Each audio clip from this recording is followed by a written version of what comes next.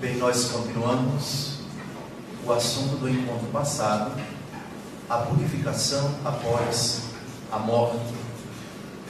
Estamos investigando na palavra de Deus os fundamentos dessa verdade, que é o dogma de fé.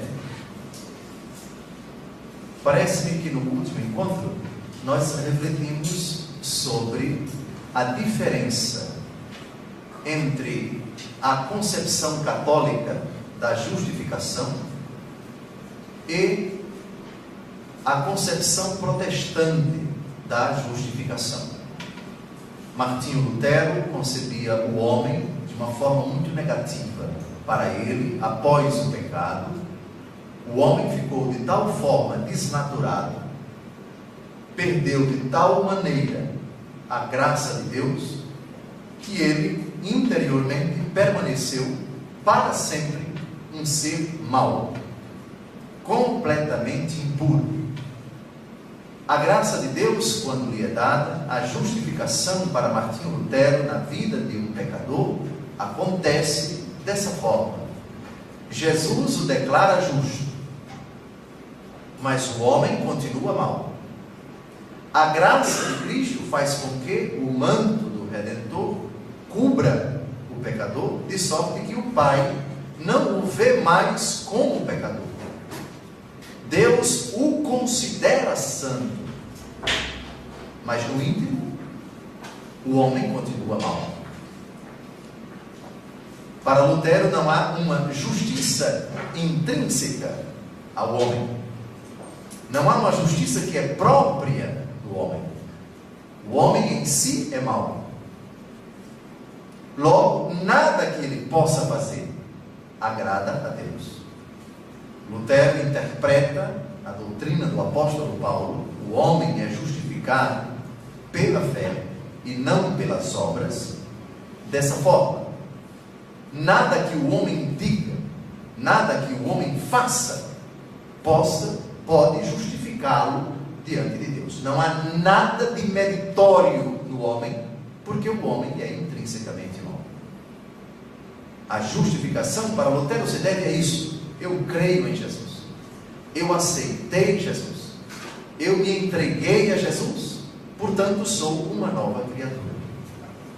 A concepção católica da justificação, os méritos de Cristo para aquele que crê e se converte, para aquele que crê e é batizado, os méritos de Cristo, o sangue de Cristo, transforma o homem em uma nova criatura.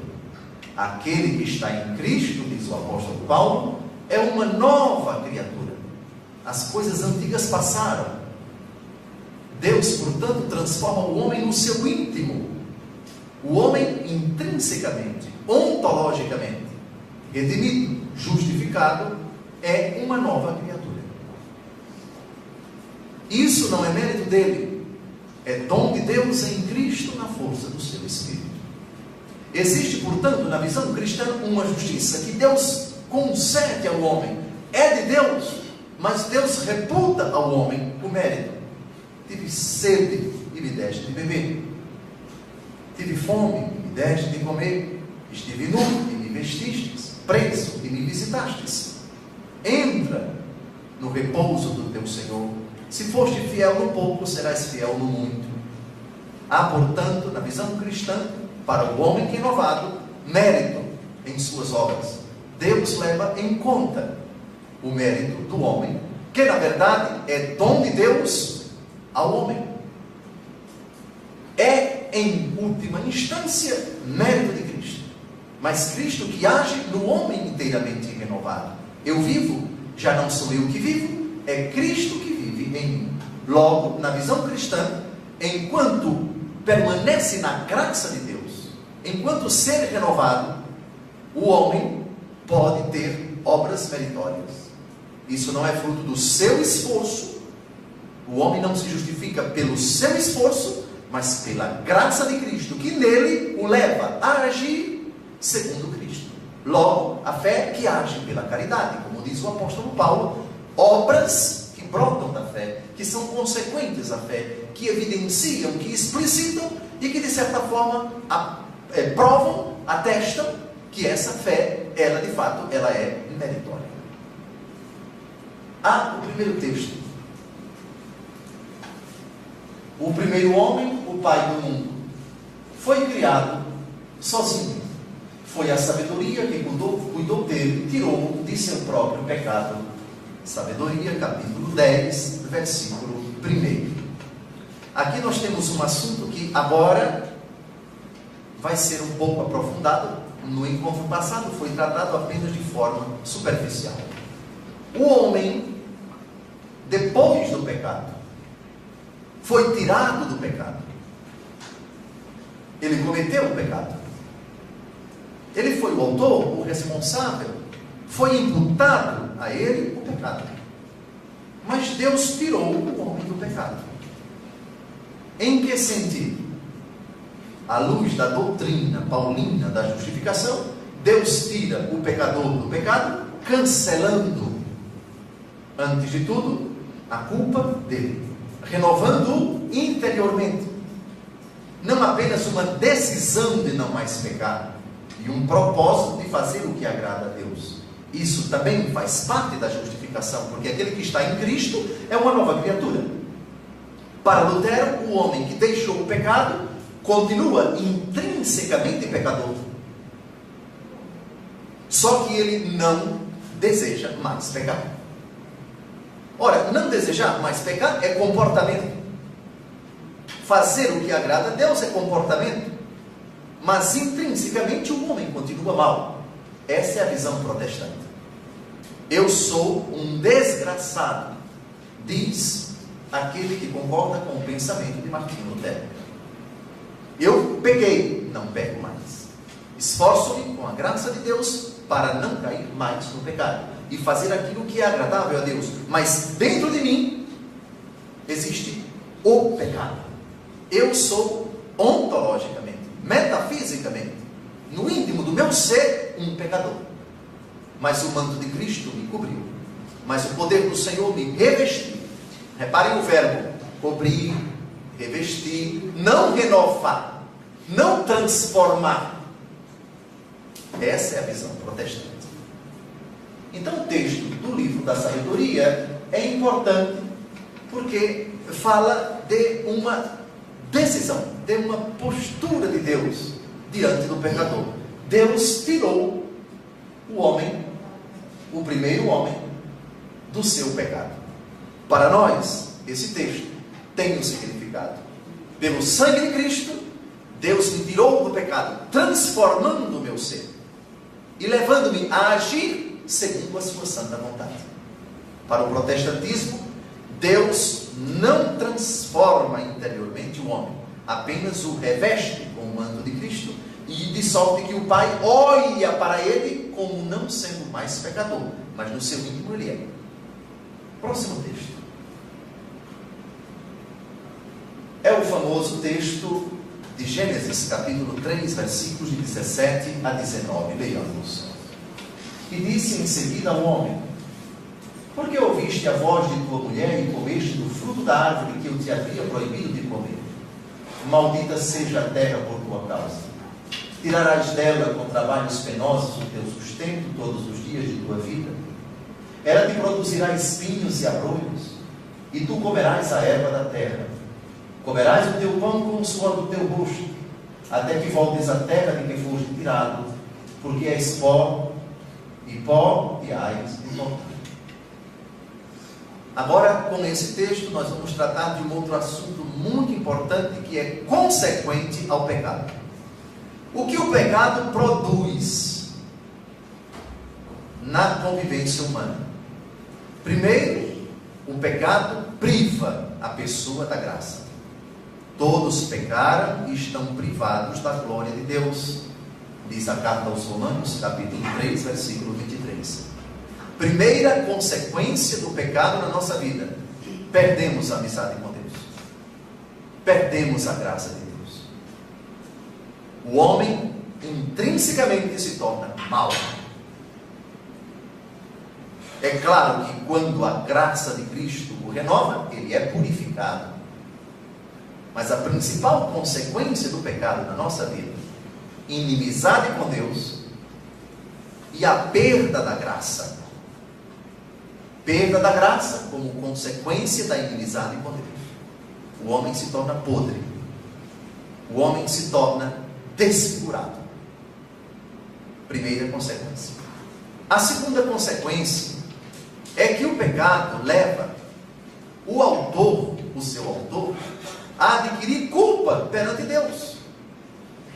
Pequei, Senhor, misericórdia, diz o Salmo 50. Eu reconheço toda a minha iniquidade. O meu pecado está sempre à minha frente. Foi contra vós, só contra vós que eu pequei e pratiquei o que é mal aos vossos olhos, diz o Salmo 50. Então o pecado produz culpa perante Deus. O homem se torna culpado por ter ofendido a Deus. Mas há uma outra consequência. Ele altera, perturba, causa um estrago, um prejuízo na obra de Deus. Por isso, deve reparar o mal que ele cometeu.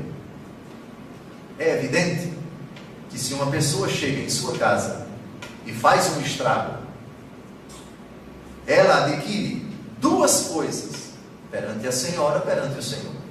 Ela é culpada por ter causado aquele estrago no seu apartamento, na sua casa, e é também responsável. Adquire uma obrigação de restituir, de reparar o mal que ela cometeu.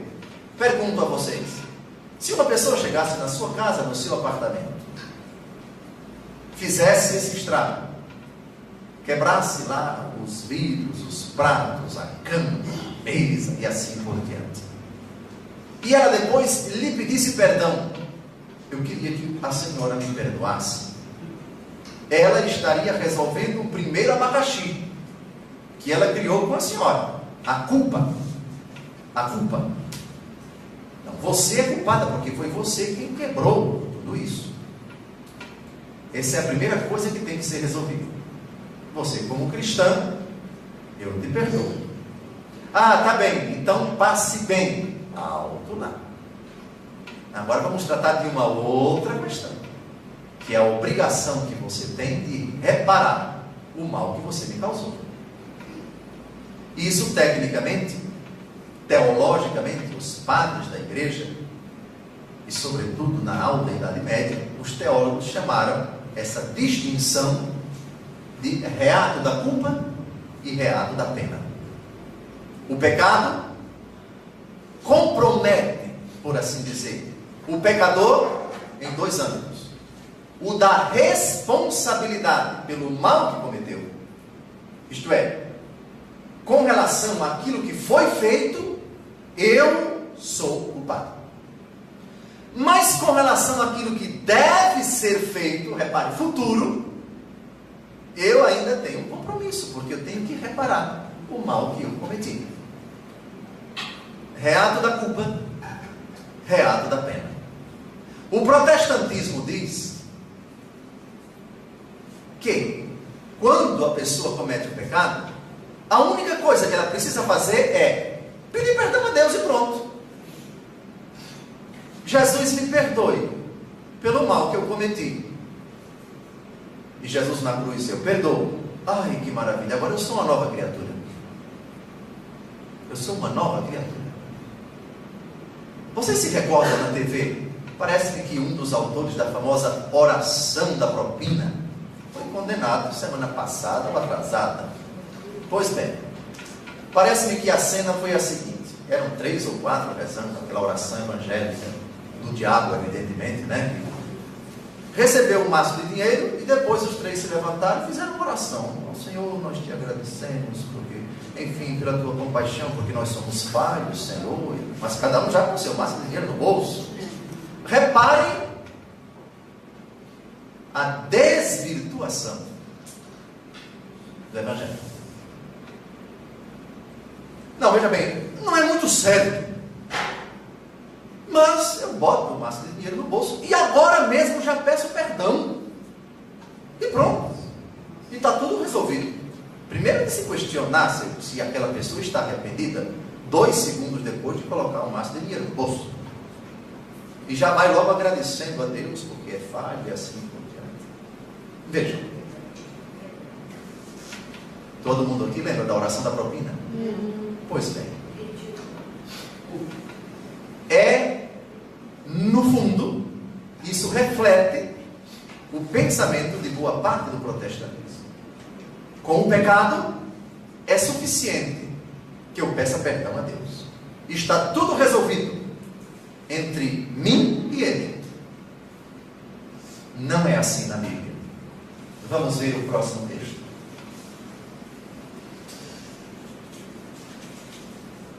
Eclesiástico capítulo 45, versículo 4, fala de Moisés. Moisés, como vocês sabem, matou um homem. Ele matou um soldado egípcio, um capataz, por assim dizer, que machucava, que maltratava um dos escravos dos hebreus. E ele foi defender esse escravo e acabou matando um egípcio. E depois, denunciado, fugiu, porque o faraó queria matá-lo. E ele foi para as montanhas de Madian.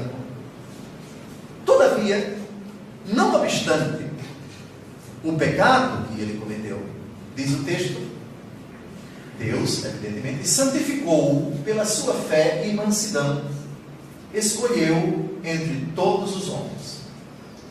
Moisés cometeu um pecado grave. Todavia, não obstante, mas apesar da sua fraqueza, Deus teve compaixão dele, e mesmo tendo sido grave o seu pecado, Deus o santificou. É possível que o homem que, tendo caído no pecado, se arrependa, e arrependido pela graça de Deus, seja santificado. O processo da santificação, que não é resolvido apenas quando Deus perdoa o pecado, que Deus perdoa sempre, sem dúvida alguma, quando o pecador arrependido humildemente lhe dirige misericórdia, tenha compaixão. É a primeira parte do problema que é resolvida. O problema não é resolvido inteiramente quando Deus perdoa, porque ainda há uma outra responsabilidade que incumbe, que compete ao homem, apesar de arrependido. Próximo texto. Exaltou seu irmão Arão, semelhante a ele, da tribo de Levi. Esse texto que eu coloquei, vocês sabem que Arão era o que de Moisés? Irmão, filho do mesmo pai e da mesma mãe. Adivinhem quem foi que fez o bezerro de ouro para o povo adorar no lugar do verdadeiro Deus? Ele, sacerdote do Deus Altíssimo, irmão de Moisés, foi quem construiu, fez, fabricou o bezerro de ouro. Todavia, apesar deste gravíssimo pecado, Deus teve compaixão dele e o exaltou, apesar do seu pecado. Próximo texto.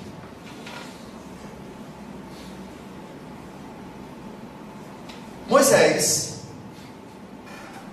não teve confiança absoluta em Deus no famoso episódio da água de Massa e de Meriba, onde Deus determinou a Moisés que tocasse na pedra de onde sairia a água.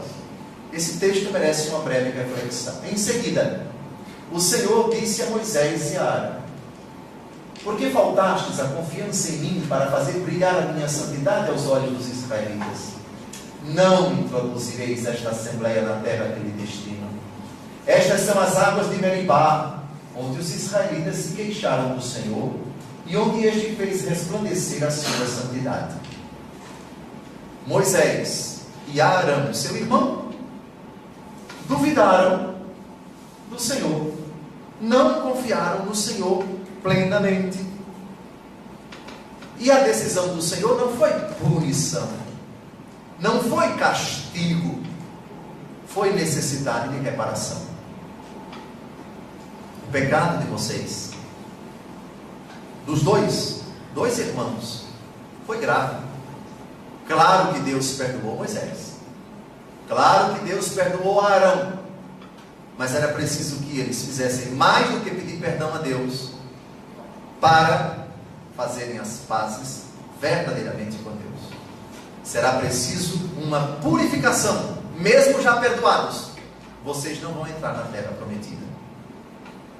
De fato, no final do livro do Deuteronômio, é dito, dos Números também, Moisés viu a terra prometida, mas não entrou nela porque Deus proibira. Já perdoado, apesar de perdoar,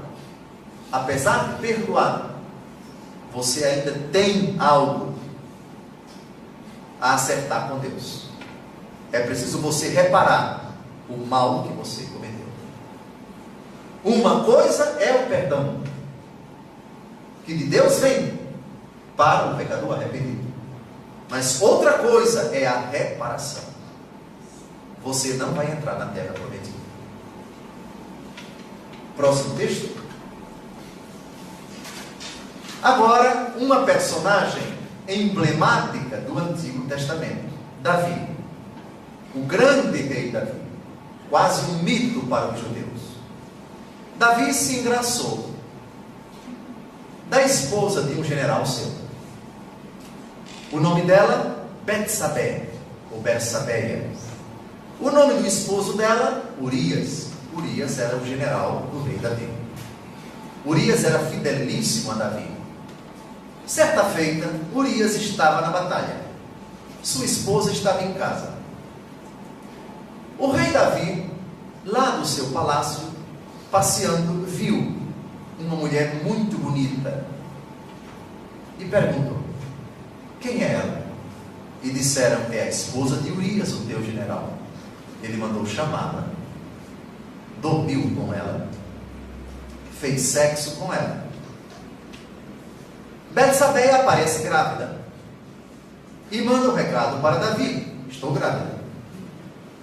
Davi então manda chamar o seu general e pede para que ele durma com a esposa. Todos vocês sabem da esperteza de Davi. Ele sabia que ela aparecera grávida. Então eu vou chamar o marido dela, porque ele, estando na batalha muito tempo, pode desconfiar, porque ela apareceu grávida se eu já estou há muito tempo na batalha. Então chama o marido para dormir com a esposa, e aí quando ela aparecer grávida, Urias vai calcular, não sei se tinha relógio como temos hoje. Deixa eu ver quando foi e tal. Não, faz sentido. Davi esperto. Só que Urias não foi dormir na casa da esposa. Dormiu na porta do quarto de Davi. Então Davi se afligiu. Ele vai descobrir. Qual é a solução?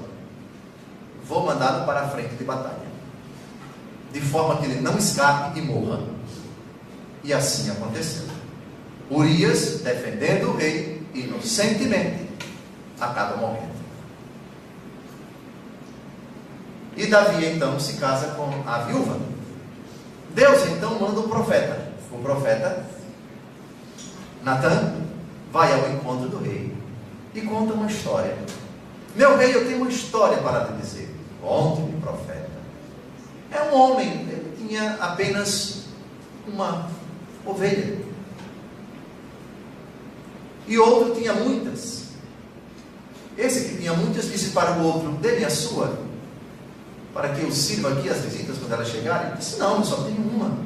Então ele foi e matou aquele homem que só tinha uma ovelha e se apoderou dela. O rei então, diante disso, disse: este homem deve morrer. O profeta então disse: tu és este homem. Tu tinhas todas as mulheres e ficaste com a de Urias, e não satisfeito, tu causaste a morte de Urias. O rei Davi, na hora, pediu perdão a Deus. E foi nesse contexto que ele redigiu o Salmo 50. Podem olhar o título do Salmo 50? Foi redigido quando ele tomou consciência, por intermédio do profeta, de que ele cometeu 2 graves pecados: adultério e homicídio. Agora, o texto: Davi disse a Natan, segundo Samuel, capítulo 12, versículo 13: pequei contra o Senhor, pediu perdão. Natã respondeu-lhe: o Senhor perdoa o teu pecado, não morrerás. Pediu perdão a Deus. Quais são os dois comprometimentos que nós assumimos perante Deus? O da culpa e o da obrigação de reparar o mal cometido. Culpa com relação ao ato passado. Responsabilidade diante do mal cometido é futuro. Próximo texto. Todavia, atenção, o profeta disse que Deus perdoara o seu pecado. Todavia, como desprezaste o Senhor com essa ação, morrerá o filho que te nasceu. Ou seja, Betsabé está grávida, vai ter o filho, e o filho vai morrer. Futuro. Você vai sofrer um bocadinho. Ela também. O reato da culpa, Deus perdoa o teu pecado. E o reato da pena, o pecado tem consequências. E será preciso que você se purifique desse pecado. Próximo texto. Daniel capítulo 4, versículo 24. Queiras então, ó rei, aceitar meu conselho. Resgata teu pecado pela justiça, e tuas iniquidades pela piedade para com os infelizes. Talvez com isso haja um prolongamento de tua prosperidade. Perceberam vocês o texto? Pecado é coisa do passado. Como se resgata o pecado pela justiça e as iniquidades pela piedade para com os infelizes? Exatamente nesse sentido. Diante de Deus eu tenho consciência dos pecados que eu cometi. Senhor, tenha compaixão de mim. Tenha misericórdia. Seja bondoso para comigo. Perdoe a minha falta. E Deus perdoa. No caso dos cristãos católicos, o sacramento da confissão. Mas ainda tem alguma coisa. O pecado causou consequências. Será preciso ainda, doravante, daqui por diante, para reparar os males que você causou com aqueles pecados, dos quais você já se arrependeu. Será preciso que você pratique muitas obras de justiça. Será preciso que você repare as iniquidades praticando a piedade. Próximo texto. Agora, uma figura muito conhecida do Novo Testamento chamada Zaqueu. Zaqueu era cobrador de impostos. Uma profissão que não era muito bem vista pelos judeus. Qual dos apóstolos era cobrador de impostos? Mateus, também chamado de Levi. Muito bem. Jesus o chamou, ele deixou o telônio e seguiu nosso Senhor. Os cobradores de impostos tinham fama de ladrões. Eles cobravam impostos dos judeus. O Império Romano estabelecia para cada categoria financeira de pessoas, que eles ganhavam tanto, aqueles que tinham tantos bens, deviam pagar impostos. Só que eles cobravam mais do que o estipulado pelo Império Romano. Logo, se locupletavam e enriqueciam com facilidade. Eram detestados pelos judeus, porque eram homens de uma probidade questionável. Eles não eram retos. Em geral, os publicanos, cobradores de impostos públicos, daí vem o nome publicanos, tinham essa fama. Jesus foi a Jericó, e quando passava por uma das ruas, viu Zaqueu, publicano, num sicômoro. Ele era de baixa estatura, queria ver Jesus. Jesus lhe disse: desce depressa, Zaqueu, porque é necessário que eu esteja em tua casa. Zaqueu recebeu Jesus com alegria e disse o seguinte: Senhor, metade dos meus bens eu darei aos pobres, e se defraudei alguém, restituirei 4 vezes mais. Daí vocês percebem quão rico era Zaqueu. que depois de ter roubado muito, convertido, arrependido, faz essa promessa a Jesus. Jesus transformou a vida dele, tanto é que Jesus diz: hoje a salvação entrou nesta casa. Disse-lhe Jesus: hoje entrou a salvação nesta casa, porquanto também este é filho de Abraão. A salvação entra não apenas com o perdão que Jesus concede a esse pecador arrependido, mas esse pecador arrependido sente a necessidade de reparar o mal que ele cometeu, distribuindo metade dos seus bens aos pobres e restituindo 4 vezes mais àqueles que foram defraudados por ele. É uma necessidade intrínseca. Não basta pedir perdão, é preciso reparar o mal cometido. É evidente. Perdão é na ótica da misericórdia. Restituição, reparação é na ótica da justiça. O que aconteceria se um assassino tirasse a vida ou atentasse contra a vida de um de vocês e preso, levado à delegacia, um de vocês, a vítima, fosse lá e ele pedisse: me perdoe. Você, como cristão, me perdoa, mas você é uma ameaça para a sociedade, tem que ficar preso, tem que pagar pelo crime que você cometeu. Quem lembra da atitude do Papa João Paulo II quando ele levou 3 tiros do seu agressor em 1981, exatamente no dia 13 de maio, aniversário das aparições de Nossa Senhora em Fátima aos pastorinhos, em maio, abril, maio, julho e agosto, se não me engano, de 1917. O Papa foi à prisão, abraçou, perdoou o seu agressor. Bem, mas ele continuou na prisão.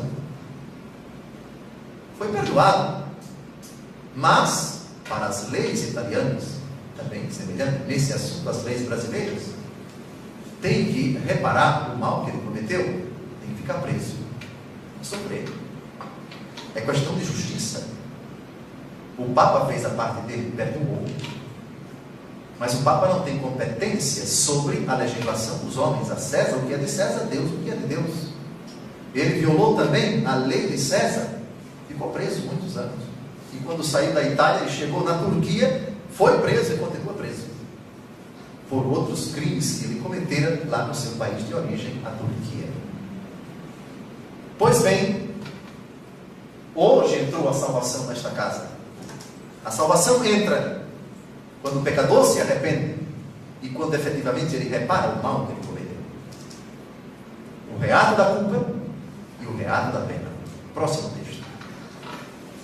Zaqueu, ainda estamos no Evangelho de Zaqueu, entretanto, de pé diante do Senhor, disse: Senhor, vou dar a metade dos meus bens aos pobres, e se tiver defraudado alguém, restituirei o quádruplo, 4 vezes mais. Esse texto é imprescindível para que nós compreendamos que quando pedimos perdão a Deus, e Deus nos concede o perdão ordinariamente no sacramento da penitência, é resolvido o que? A minha culpa perante Deus não existe mais. Deus me perdoou pelos méritos de Cristo, eu fui transformado, sou uma nova criatura. Basta para que você entre no céu?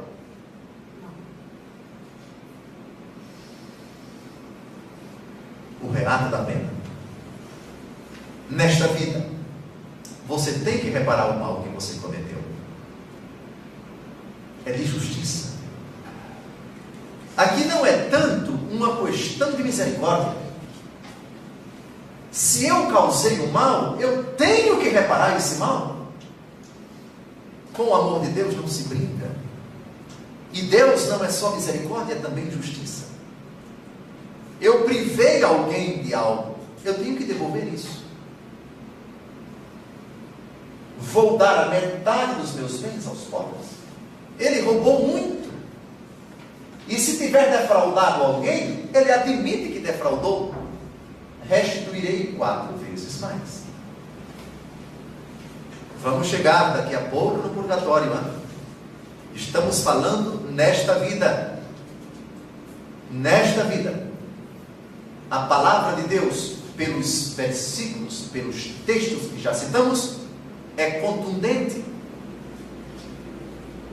A minha reconciliação com Deus exige que eu lhe peça perdão, que eu renuncie ao pecado, que eu sinta nojo do pecado, que eu restabeleça de novo com Deus em Cristo, no sacramento da confissão, no caso dos católicos, a amizade perdida, e acusando o meu pecado, eu receba de Deus, por meio da igreja, o perdão para os meus pecados, certo? Mas há outra coisa aí que você não pode esquecer, que é bíblica: a necessidade de você reparar o mal que você cometeu. Reparação, expiação, purificação, porque eu alterei a criação de Deus, porque eu causei estrago, porque eu causei prejuízo. Vejamos, um aborto, a mãe matou a criança, sinceramente ela se arrependeu, sinceramente ela se confessou, e Deus concedeu o perdão no sacramento da penitência. Respondam: quem vai trazer a criança de volta? Simplesmente dizer que com o perdão ela está sinceramente arrependida. Com o perdão está tudo resolvido? Não é verdade. Está tudo resolvido quanto à culpa. Mas é preciso que nesta vida ela faça obras de penitência, faça orações, faça mortificação, pratique a caridade. E são tantas as formas de oração, de mortificação, de caridade. É preciso que ela, pelos méritos de Cristo, não esforço dela, Cristo agindo nela, nesta vida, repare o mal que ela cometeu. Agora vocês imaginem quantos pecados cometemos ao longo da nossa vida. E a pergunta é: já eu hoje reparei todos os males que eu cometi? Meu Deus do céu, eu me pergunto, e não posso dizer a resposta, porque o número dos meus pecados é tão grande. Por isso, a obrigação é até o fim da vida. Há determinados pecados que nesta vida nós conseguimos reparar. Por exemplo, uma discussão entre a esposa e o esposo. A esposa diz uma palavra um pouco dura ao marido. Depois ela se aproxima dele humildemente e pede perdão. O marido acolhe, abraça, perdoa. Reparou? Reparou. Reparou. Mas há determinados pecados cujo alcance é bem maior. Uma calúnia. Hoje vocês sabem, com um toque, com um clique, um toque numa tecla de computador, mentiras podem ser espalhadas. Sujar a fama, macular a honra de uma pessoa, desmoralizá-la, humilhá-la, persegui-la, ou privar a pessoa dos seus bens, ou privar os pobres dos seus direitos, o desvio de verbas, a corrupção, o dinheiro que deveria ser aplicado para o pobre, para o coitado, e aqui e ali acolá se ouve, são ricos e ricos de dinheiro, uma guerra que ceifa 50 milhões de vidas, a Segunda Guerra Mundial, e tantos outros pecados, cujas consequências são imensas.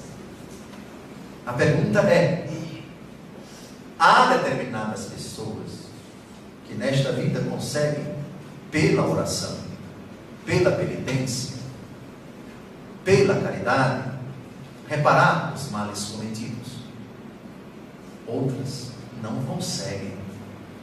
Mas a pergunta é: para aquelas que, mesmo arrependidas, procuram levar uma vida de oração, de penitência, de caridade, uma pessoa virtuosíssima, que de todas as formas, com a graça de Cristo, pelos méritos de Cristo,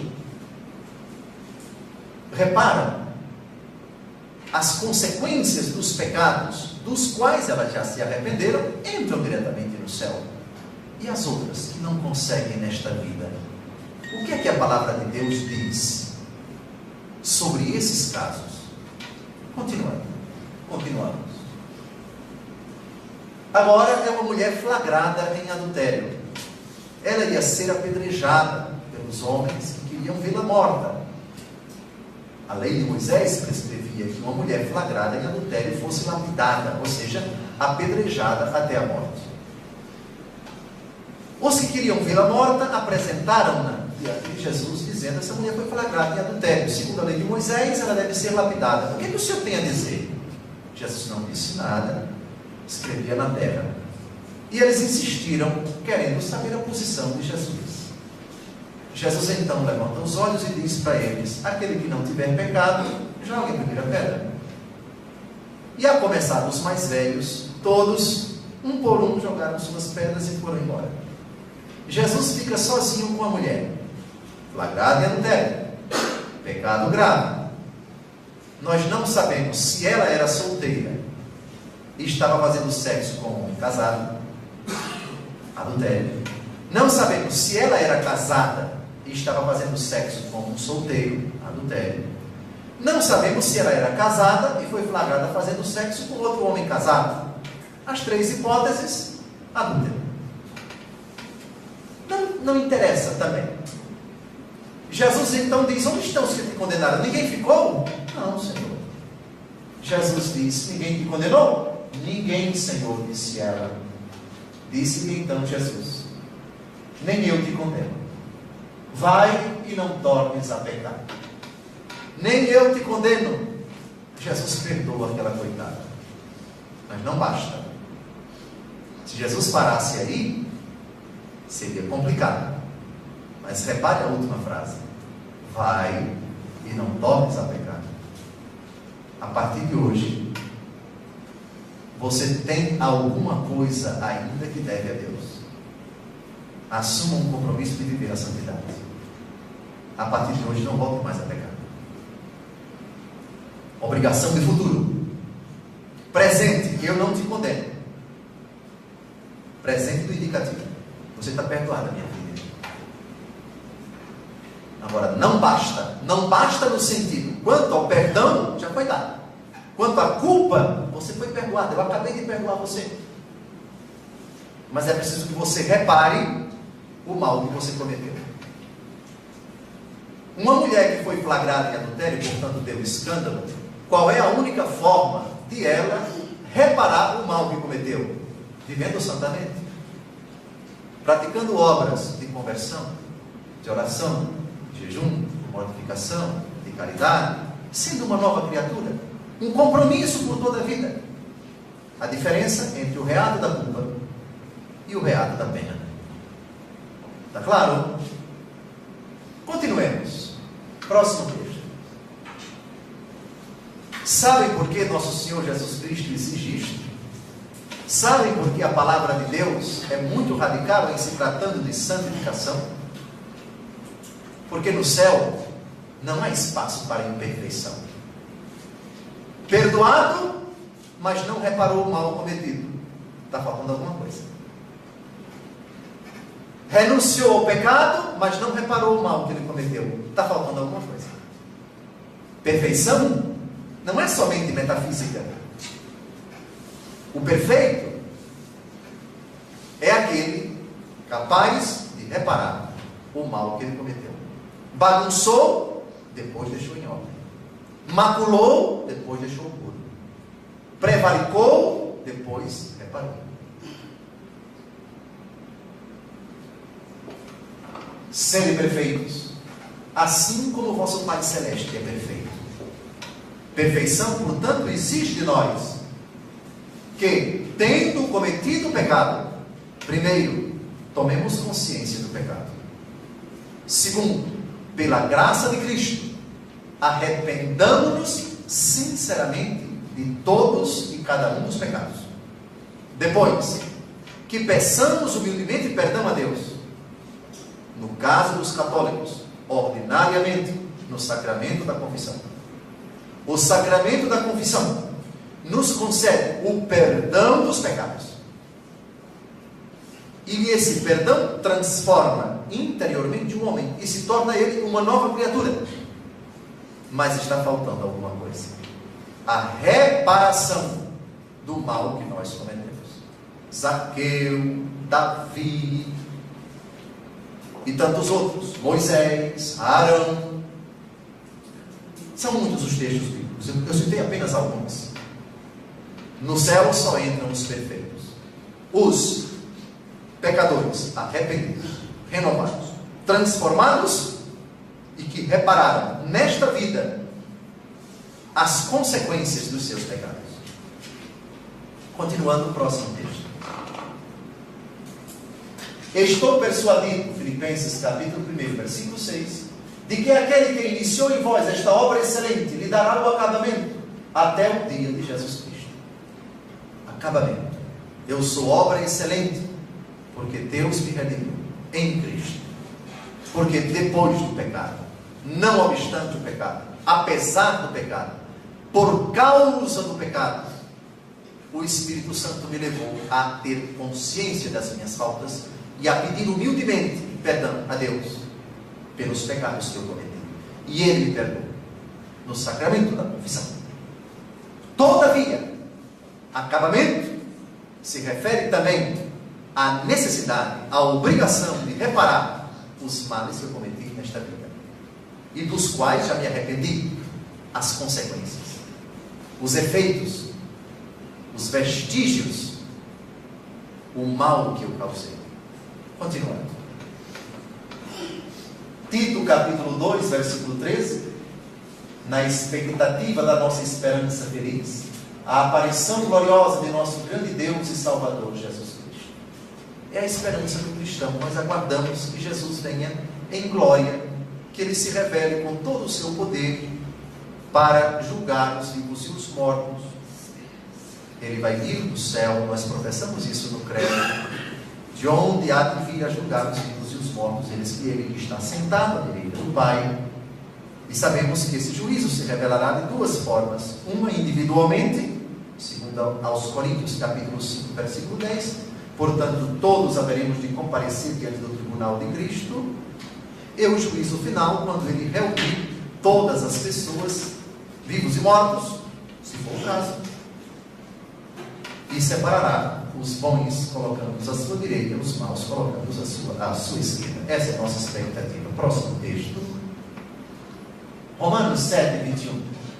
Encontro em mim esta lei: quando quero fazer o bem, o que se me depara é o mal. Esse texto é recorrente aqui nas nossas homilias. Falamos dessa contradição entre aquilo que eu quero fazer, o bem que eu sei, que eu desejo realizar, e aquilo a que as minhas inclinações me levam, a prática do mal. Até o fim da vida, todos nós vamos conviver com esse paradoxo: conheço o bem que quero e faço o mal que eu não quero. Próximo texto. 1 João capítulo 2, versículo 16. Porque tudo que há no mundo, concupiscência da carne, concupiscência dos olhos e soberba da vida, não procede do Pai, mas do mundo. Concupiscência é uma palavra não muito comum. Ela pode ser definida na língua portuguesa como inclinação, apetite. A concupiscência em si é algo bom. Nós temos apetites: fome, sede, vontade de repousar, de descansar. Inclinação para a sexualidade, não estou falando de necessidade sexual, mas de inclinação para algo que é intrínseco à natureza humana. Esta sim é osso dos meus ossos, é carne da minha carne. Ela se chamará mulher, porque veio do homem.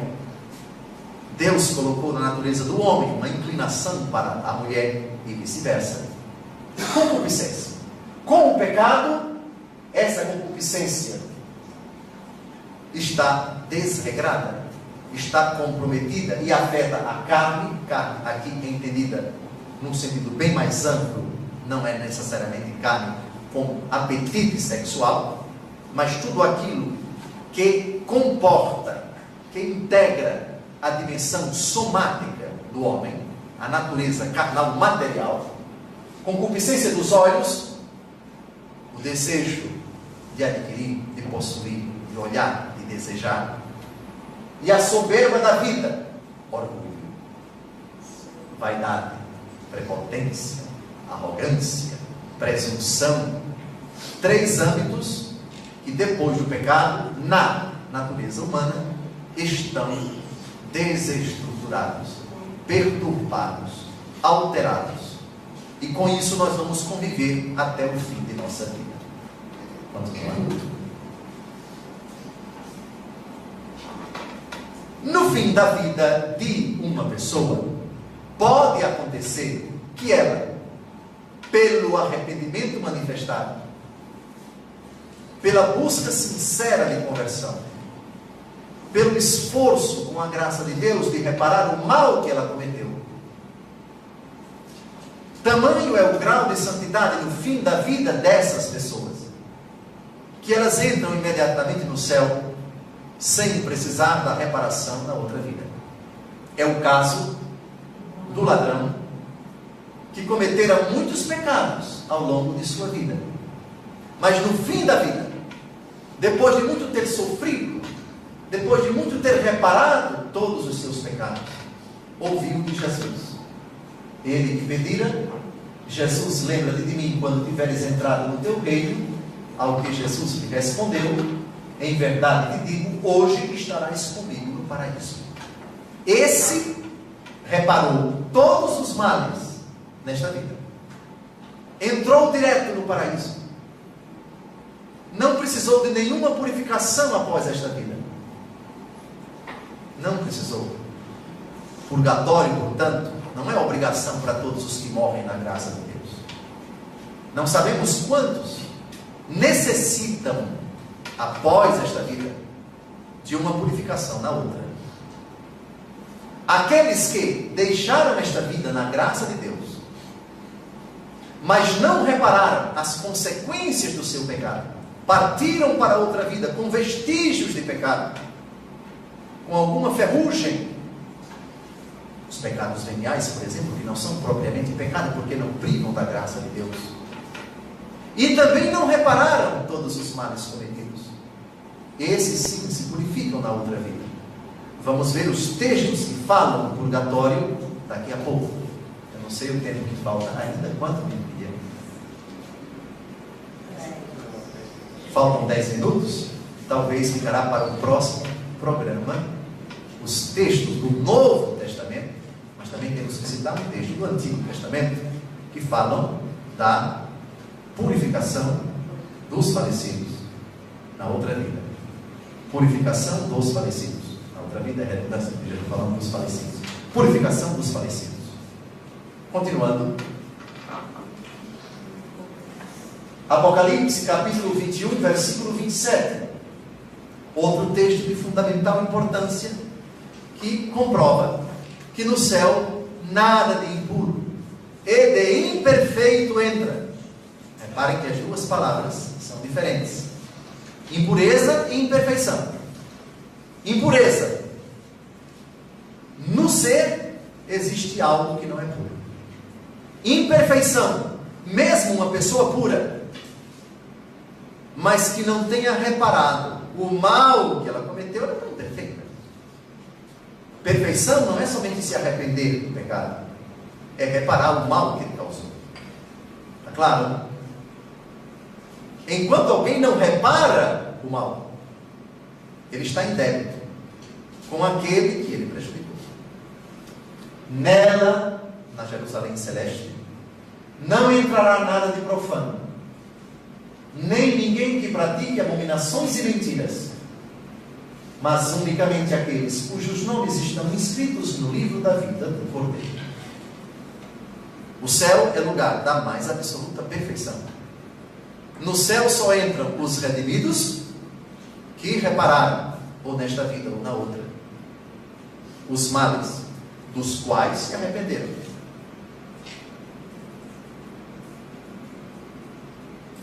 E dos quais receberam o perdão. por terem humildemente pedido a Deus misericórdia e compaixão. Próximo texto.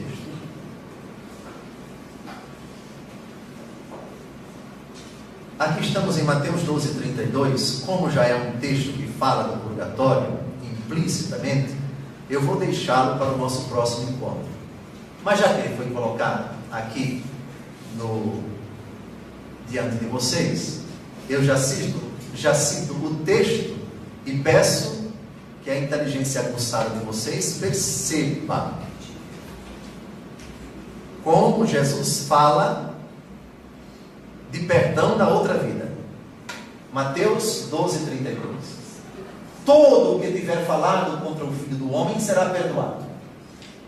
Se, porém, falar contra o Espírito Santo, não alcançará perdão nem neste século, nem no século vindouro. Então, repare, tem perdão neste século, nesta vida, e tem perdão na outra. Perceberam? Mas isso vai ser clareado com outros textos. Já disse a vocês que será preciso ler e refletir do livro dos Macabeus, no Antigo Testamento, a primeira carta de São Paulo aos Coríntios, capítulo 3, que fala do fogo no dia do julgamento. Fogo no dia do julgamento. E também uma afirmação de Jesus, no capítulo 5 do Evangelho segundo Mateus. De lá não sairás, até que tenhas pago o último centavo. Disso nós vamos tratar no nosso próximo encontro. Obrigado.